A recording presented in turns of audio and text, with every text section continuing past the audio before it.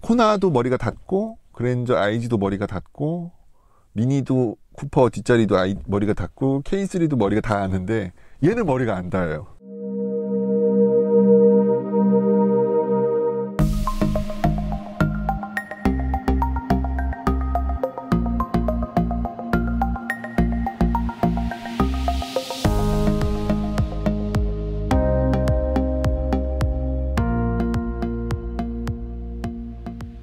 드라이빙 마이 카 링크드카의 김PD입니다. 쌍용 티볼리 에어 1.6 디젤 모델이고요. 이번 편에서는요 실내 공간에 대한 리뷰를 조금 해볼까 합니다. 요 전편에서 저희가 파워트레인하고 주행 감각에 대해서 리뷰를 했습니다. 그 영상을 보지 않으신 분들은 그 영상도 함께 봐주시면 티볼리라는 차량을 구매하거나 선택하실 때 굉장히 좀 큰 도움이 될 것 같습니다. 트림에 대해서는 좀 설명을 드릴게요. AX 모델 가장 하위 트림이죠. 가장 하위 트림, 가장 싼 트림이고요. 요 부분이 시트 조절 장치입니다. 수동식이죠.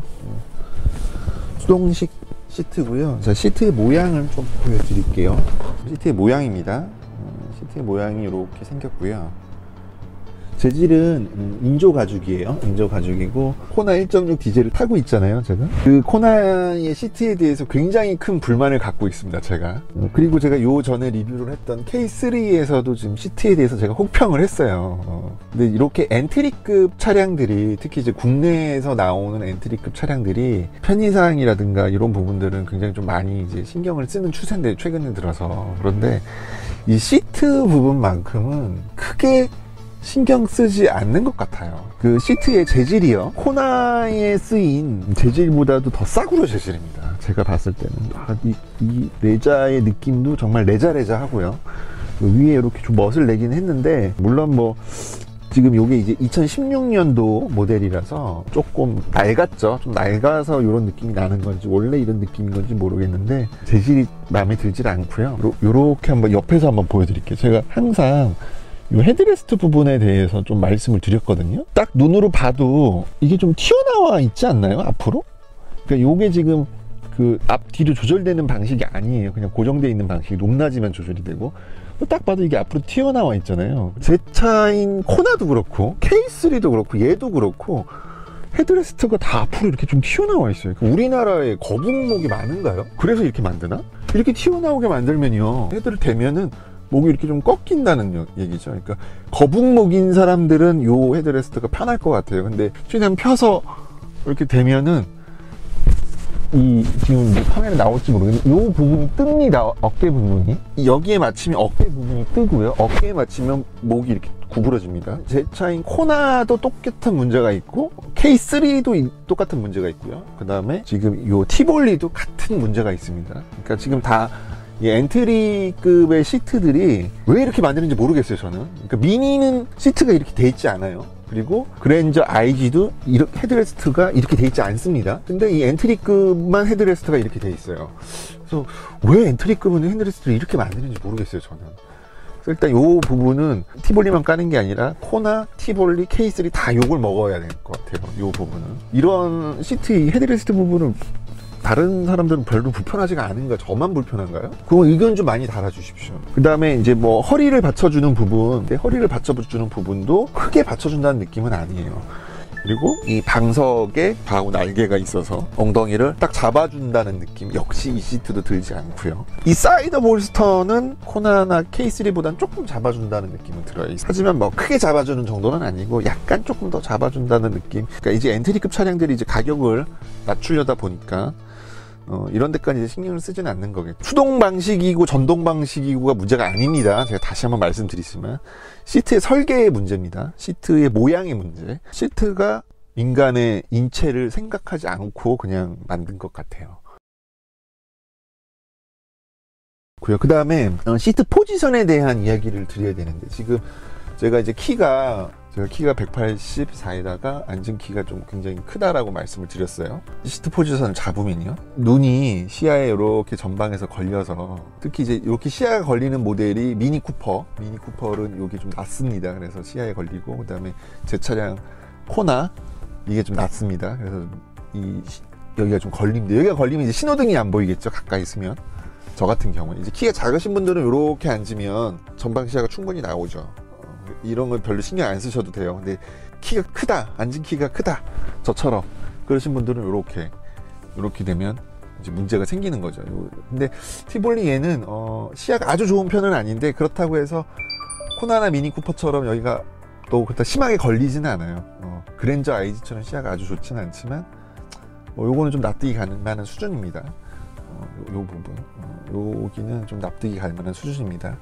요 지금 핸들인데요. 핸들을 틸트 앤 텔레스코픽이라고 그러죠, 보통. 근데 얘는 위아래로만 조절이 되고 핸들이 들어가거나 빠지지가 않아요. 이게 아니 어떻게 위아래만 조절이 되게 만드는지 모르겠어요. 그러니까 왜 이게 문제냐면은, 저처럼 지금 하단부인데, 지금 하단부를 좀 보여드릴게요. 제가 다리 부분을.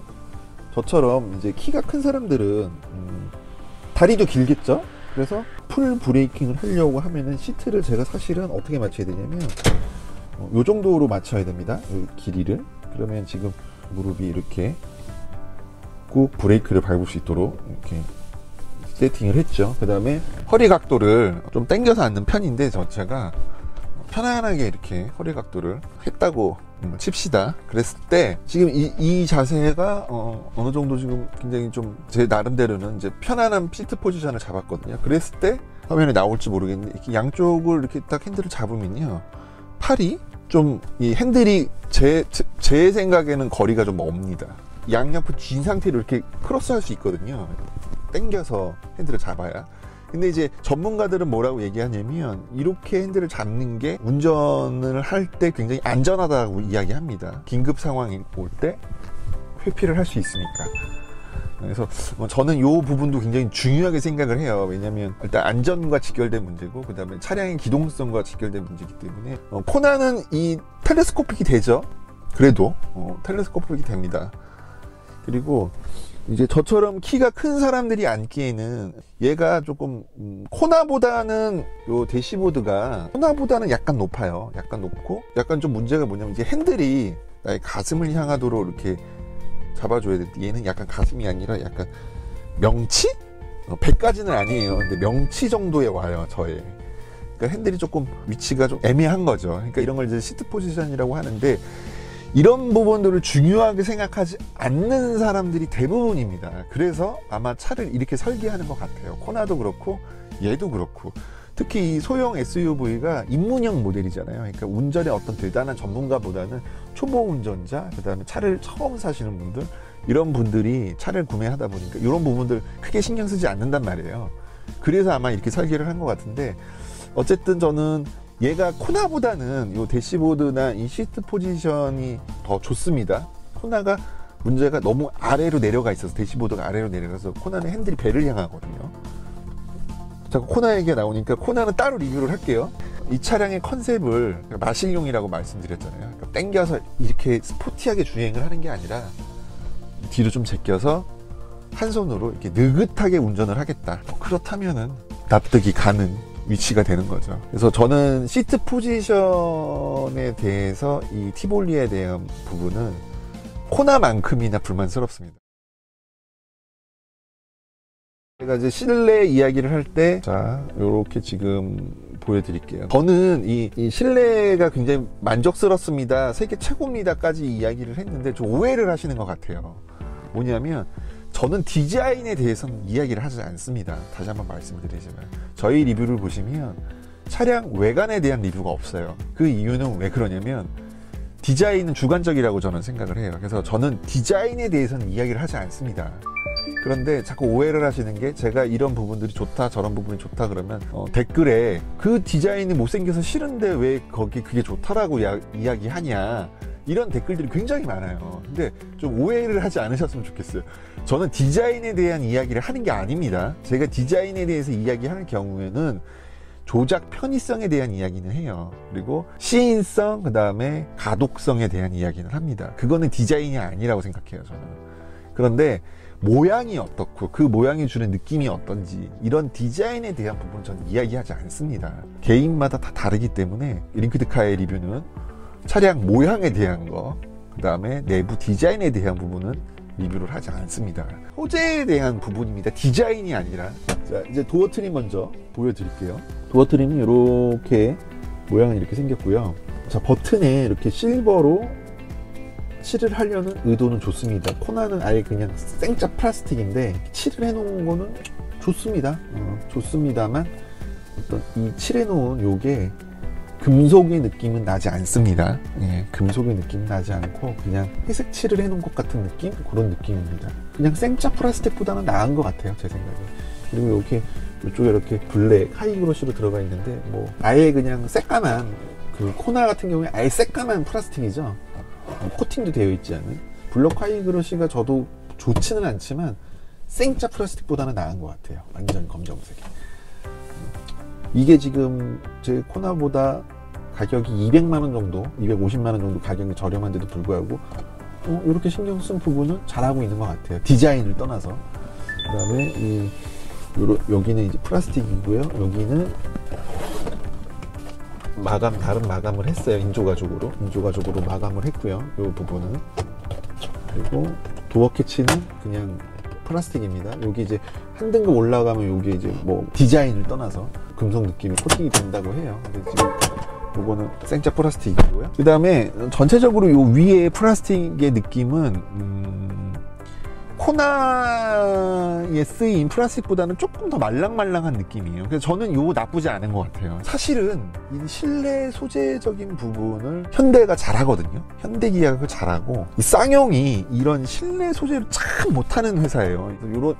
좀 약간 플라스틱이 약간 말랑말랑한 느낌, 요런 말랑말랑한 느낌을 쓴 거 전 나쁘지 않은 것 같고, 요런데도 검정색이지만 코팅이 된 검정색이에요. 그래서 전체적으로 소재 쓴 거를 보면은 경쟁 모델인 코나보다 훨씬 신경 썼습니다.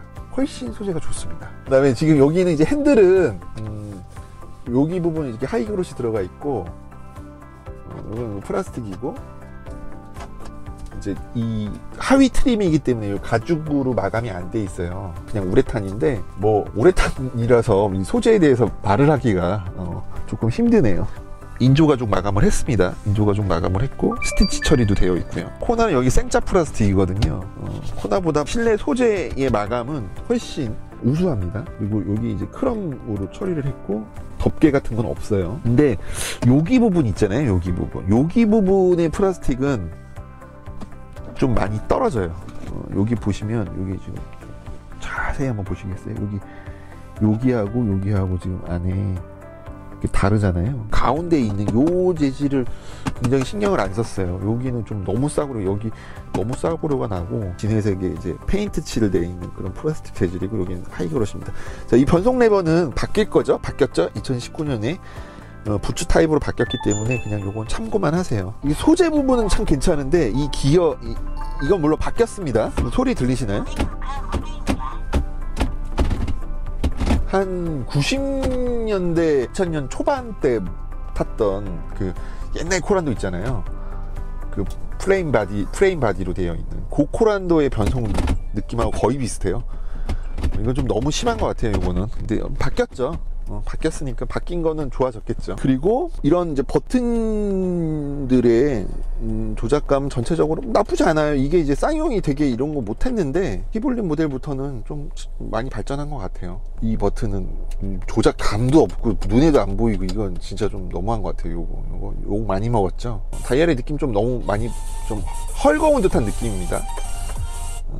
요런 거를 쌍용이 이제 소재 부분이나 이런 걸 참 못했던 브랜드인데, 그래도 이 티볼리는 굉장히 많이 발전을 했습니다. 그리고 심지어는 소재적인 부분은 경쟁 모델인 코나보다 훨씬 더 신경을 쓴 모습이라서 이런 부분은 잘하고 있지 않나 그런 생각이 드네요. 뒷자리로 타서 뒷자리 공간을 조금 보여드릴게요.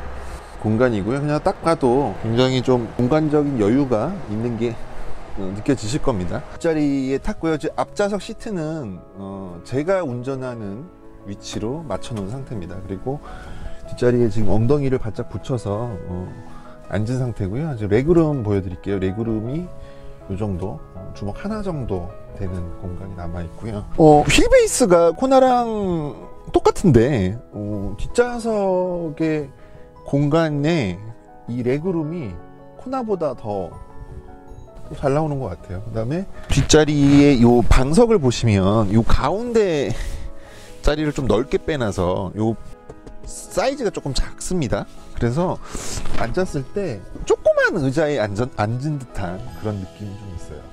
그런 건 좀 마음에 안 드는데, 요거 이제 코너에 이거 없습니다, 가운데. 근데 지금 가장 최하위 트림인데도 가운데 암레스트가 있고 컵홀더가 있고요. 그 다음에 이렇게 헤드레스트의 높이가 조절이 됩니다. 그래서 헤드레스트 조절을 해서 제가 한번 앉아 볼게요. 이렇게 해서 딱 앉으면요, 헤드레스트가 높이 올라오지 않아서, 제가 앉은 키가 크잖아요. 높이 올라오지 않아서 목을 받쳐주지를 못해요. 더 올라와야 되는데 여기가 끝이에요. 그래서 목을 받쳐주지는 못하는데, 요 헤드룸 있잖아요. 헤드룸은 이렇게 큰 앉은 키를 머리 닿지 않고 앉을 수 있는 차는 처음이에요. 저는. 그러니까 헤드룸이 그만큼 여유가 있다는 뜻이죠. 제 코나도 머리가 닿고, 그랜저 IG도 머리가 닿고, 미니도 쿠퍼 뒷자리도 머리가 닿고, K3도 머리가 닿았는데 얘는 머리가 안 닿아요. 그러니까 그만큼 헤드룸이 여유가 있다는 거죠. 그리고 그 헤드룸이 여유가 있는 거는 요 지금 등받이 각도가요, 이렇게 해서 지금 한 단, 두 단 조절이 돼요. 두 단. 작동 방식은 굉장히 불편한데, 요 레버로 당겨서 접는 거죠. 이게 시트를 이제 폴딩 시킬 때 쓰는 레버인데, 요 레버가 한 단입니다. 한 단을 하면 요만큼 차이가 있어요. 요만큼 시트 각도가. 그 다음에 한 번 더 눕히면 맞았죠. 그러니까 이렇게 2단으로 시트 각도를 조절할 수가 있어서, 투싼 같은 경우는 아예 이쪽에 레버가 있어요. 레버가 있어서 등받이를 이렇게 자유롭게 조절할 수가 있습니다. 근데 이제 그것까지는 아니고, 이렇게 지금 뒷자리에 앉았는데, 뒷자리 거주성이 티볼리 아머도 똑같은지 잘 모르겠어요. 근데 뒷자리 거주성이 코나랑 비교가 안 됩니다. 훨씬 편하고 뒷자리에 대한 배려를 좀 한 것 같아요. 여기 그물도 있죠. 이거 좀 마음에 안 드는데, 없는 것보다 훨씬 낫습니다. 그물식이나 있습니다. 지금 K3에 없었던 거죠. 엔트리에 K3 엔트리에 없던 거고, 마찬가지 뒷좌석에 여기 지금 스피커가 있고요. 미드우퍼만 있고 트위터는 없는 것 같아요. 그리고 앞좌석이랑 똑같이 마감을 했어요. 여기 인조가죽 마감했고, 하이그로시 마감했고, 인조가죽 마감했고, 버튼에 도색해줬고, 그 다음에 하단에 큰 컵홀더가 하나 있고요. 그리고 간단한 수납 공간이 이렇게 있고. 굉장히 괜찮은데요, 뒷자리 거주성이. 번호판 밑에 스위치가 있고요. 여기를 이렇게 탁 당겨주면 이렇게 열립니다. 이렇게 열리고요. 그 다음에 400 몇 리터라고 그러더라고요. 제가 재원을 외우진 못하는데, 아머를 타보질 않았는데 20cm 정도가 이게 지금 길거든요. 요 정도가 더 길다라고 보시면 됩니다. 트렁크는 이 정도면, 사이즈면 사실 그렇게 큰 불만은 없을 것 같아요. 시트 폴딩도 되고 6대4로, 그래서 시트 폴딩해서 쓸 수도 있고 6대4로 사이즈에 대한 불만은 없을 것 같아요. 근데 다만 여기 위에 좀 이렇게 덮개 같은 거 좀 있었으면 좋겠는데, 가림막 같은 거, 그런 거 안 해주더라고요. 트렁크 공간은 이렇게 2단 구조로 되어 있습니다. 그래서 안에 이렇게 레버 이렇게 바닥에 이렇게 떼어내면은 여기 안에 한 번 더 공간이 있습니다. 그래서 공간이 이렇게 깊게 있고요. 이걸 완전히 이 판을 쓸 수도 있습니다, 트렁크를. 그리고 밑에 한 번 더 이렇게 있죠. 근데 얘는 이렇게 반으로 접히지가 않아요. 이 판이 통판이에요. 그거 조금 아쉬운데, 요 밑에 이렇게, 그래서 또 한 번의 수납 공간이 있습니다. 펑크 수리킷 들어가 있고요. 근데 요 밑에는 이제 잘 열어보는 공간은 아니라는 거죠. 그러니까 신경 쓰지 않은 거고, 위에 어쨌든 이중 구조로 이렇게 되어 있는 거는 잘 배려한 것 같습니다. 그 다음에 여기에 이렇게 뭔가 걸 수 있는 이렇게 홀들이 있어요. 그래서 비닐봉다리 같은 거 걸 수 있을 것 같고요. 그 다음에 여기 이제 220V는 빠졌습니다. 옵션에서 요것만 하나 있고요. 요것만 하나 있고요. 220V는 빠졌습니다. 요것만 하나 있고요. 여기도 이렇게 걸 수 있는 배려 같은 걸 해놨어요. 고무줄이 있네요, 여기다. 신경 많이 썼네요. 트렁크는 코나는 아무것도 없거든요. 트렁크에 정말 코나보다 훨씬 신경 쓴 모습 좋습니다. 그래서 공간적이고 실용적인 부분은 굉장히 잘 하고 있는 것 같아요. 실내 공간에 대한 거, 그 다음에 실내 소재에 대한 부분, 여기까지 좀 설명을 드렸고요. 다음 편에서 편의사항들에 대한 리뷰가 또 계속 진행이 됩니다. 그러니까는 이번 편을 좀 재밌게 보셨다면은 구독과 알람을 켜놓으시면은 다음 편 업데이트 될 때 가장 좀 빠르게 보실 수 있습니다. 시청해 주셔서 대단히 감사드립니다.